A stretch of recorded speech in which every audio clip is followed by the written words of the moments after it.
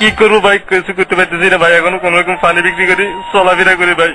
ভাই চলে যাবো ভাই, এদিকে আর থাকবো না ভাই। ভাই টাকারে লাগিয়া প্রবাসে থাকিয়া কি পেলাম আমি জীবনে, টাকারে লাগিয়া প্রবাসে থাকিয়া কি পেলাম আমি জীবনে। আমার নাম মরিয়ম, গেছিলাম ওমান ৮০,০০০ টাকা দিয়ে। যে মার কাজ করছে ঠিকই, তারপরে মার দিছে। বুঝিল না কেউ মনের ব্যথা, রাখলো না স্মরণে। বুঝিল না কেউ মনের ব্যথা, রাখলো না স্মরণে।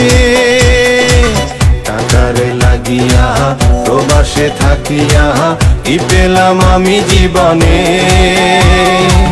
টাকারে লাগিয়া প্রবাসে থাকিয়া কি পেলাম আমি জীবনে।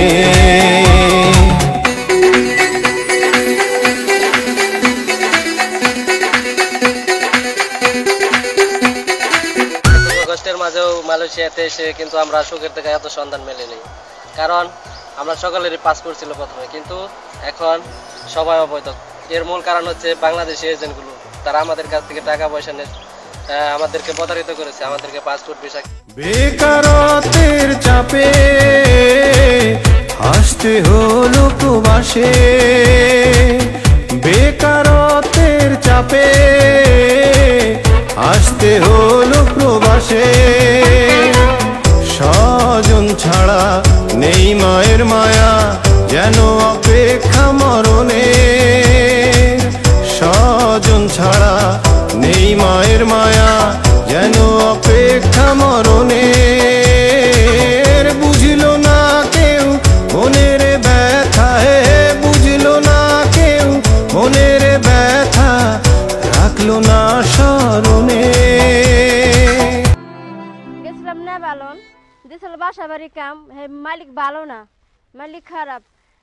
ধরে মারে ধরে ট্যাপেস চাইলে বাদে দেয় না, মাথার চুল কাটে হালাইছে। এই কইছে বাংলাদেশ যামু, আমার পাঠা দেয় না, আর ধরে মারে ধরে। টাকারে লাগিয়া প্রবাসে থাকিয়া কি পেলাম আমি জীবনে, টাকারে লাগিয়া প্রবাসে থাকিয়া কি পেলাম আমি জীবনে। ৬ বছর আমি অবৈধ, কিন্তু আমি এ পর্যন্ত আমি কোনো সুযোগ পাইলাম না বৈধ হওয়ার জন্য। তাই আমি বাংলাদেশ হাইকমিশনার কাছে দাবি জানাই যেন আমাকে এমন একটা বাংলাদেশ সরকার সুযোগ দেয় যে আমাদের সবারই যেন আমি বৈধ হতে পারি।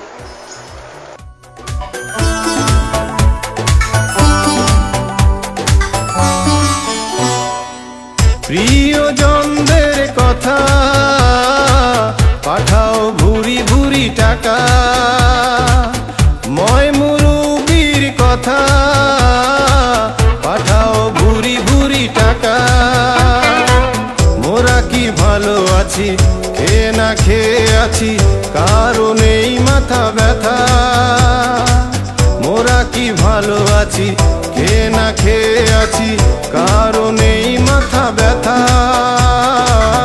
বুঝলো না কেউ মোদের কথা, হে বুঝলো না কেউ মোদের কথা, রাখলো না স্মরণে।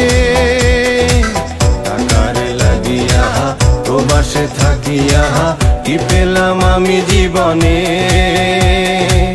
বুঝিল না কেউ মোদের ব্যথা, রাখলো না স্মরণে। টাকারে লাগিয়া প্রবাসে থাকিয়া কি পেলাম আমি জীবনে।